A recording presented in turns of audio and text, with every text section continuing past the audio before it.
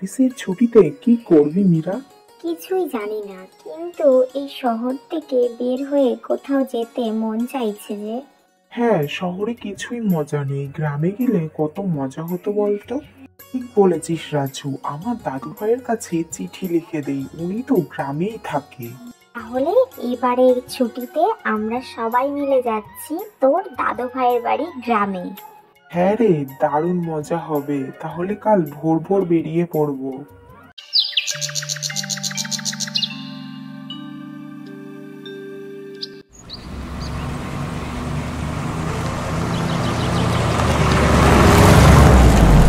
Wow Vikram, তোর দাদু ভাইয়ের বাড়ি তো কি সুন্দর রে। চারিদিকে সবুজ গাছপালা, তার মাঝখানে এই বাড়িটা এত অপূর্ব লাগছে না, বেশ রোমাঞ্চকর একটা ফিলিং দিচ্ছে কিন্তু। আরে তোরা বাইরে কতক্ষণ দাঁড়িয়ে থাকবি, চল এবার ভেতরে যাওয়া যাক। দাদু ভাই, আমরা চলে এসেছি। এসেছিস তোরা? আমি জানতাম তোরা আসবি, তোদের জন্য গ্রামের অনেক মজার গল্প জমিয়ে রেখেছি।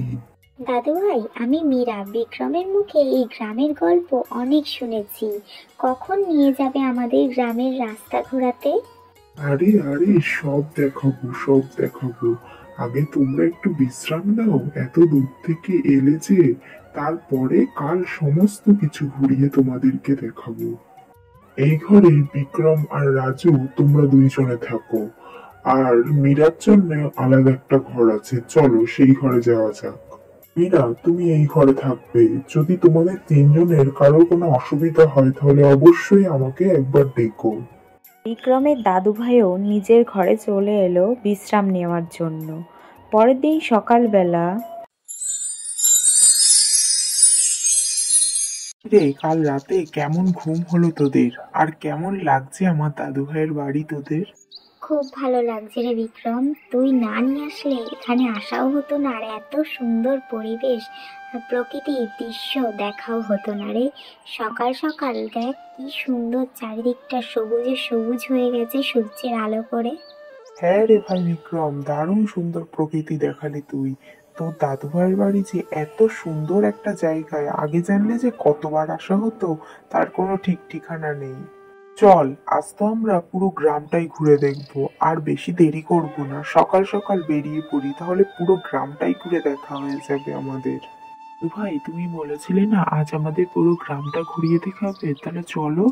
গ্রামটা ঘুরে দেখতে হলে আগে গাছদাদার কাছে যেতে হবে, সে সব জানে। দাদু ভাই, গাছ দাদাটা আবার কে? হ্যাঁ সত্যিই তো, এই গাছদাদাটা আবার কে? আরে দাঁড়াও দাঁড়াও, গাছদাদা হলো একটি কথা বলা গাছ, যাকে গ্রামের সবাই জাদু গাছ বলে ডাকে। সবার প্রথমে আমাদের তার কাছেই যেতে হবে। তাহলে আমরা এত দেরি করছি কেন, চলো যাই।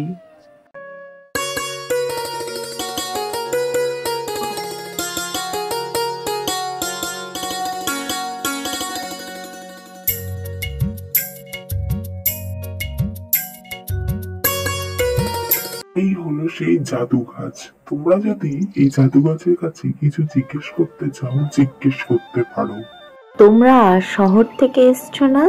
এখানে কি চাইতে এসছো বলো আমাকে। তুমি সত্যি সত্যি কথা বলতে পারো? আমি শুধু কথা বলি না, অনেক গল্পও জানি, কিন্তু তার আগে তোমাদের কয়েকটা ধাঁধার উত্তর দিতে হবে। তাহলে ধাঁধাটা এবার বলি তোমাদের। আমি যে জায়গায় থাকি সেটি নড়তে পারে না, আমি গন্ধ ছড়াই, আর সেখান থেকে খাবার আসে। বলো তো কে আমি? এই ধাঁধার উত্তরটা হবে গাছ। একদম সঠিক উত্তর দিয়েছো তোমরা। জানো তো, আমাদের গ্রামে খুব জলের অভাব দেখা দিয়েছে। চারিদিকে পুকুর, নদী, নালা সব শুকিয়ে যাচ্ছে। বৃষ্টি যে কবে হবে তাও জানি না। আর সবাই এদিকে গাছ কেটে ফেলার খেলায় পাগল হয়ে উঠেছে। গাছ কেটে ফেলা তো অন্যায়। এই গ্রামে যে গাছ কাটবে তার বিরুদ্ধে আমরা রুখে দাঁড়াবো। এই যে চারিদিকে নদী নালা শুকিয়ে যাচ্ছে, দূষণ এত বাড়ছে, কেন? এই গাছ কেটে ফেলার কারণেই তো এই জিনিসগুলো হচ্ছে। আরে ঠিক বলেছিস, গাছ কাটতে কাটতে এমন অবস্থা হয়েছে মানুষের। শহরে তো সবুজের কোনো দেখাই পাওয়া যায় না, গ্রামে আসলে তাও যে সবুজ দেখতে পাই। এখন তো শুনছি গ্রামেরও গাছ কেটে ফেলে দেওয়া হচ্ছে। এই জন্যে গ্রামের নদী নালা পুকুর ঘাট সবকিছু শুকিয়ে যাচ্ছে ধীরে ধীরে। আমাদের এই গাছ কাটার বিরুদ্ধে কিছু একটা করতে হবে, সকলকে বারণ করতে হবে গাছ কাটতে। এই গাছ কাটার জন্য আমাদের পৃথিবী ধীরে ধীরে উত্তপ্ত হয়ে উঠছে। তাই বন্ধুরা, তোমরাও গাছ লাগাও আর প্রাণ বাঁচাও।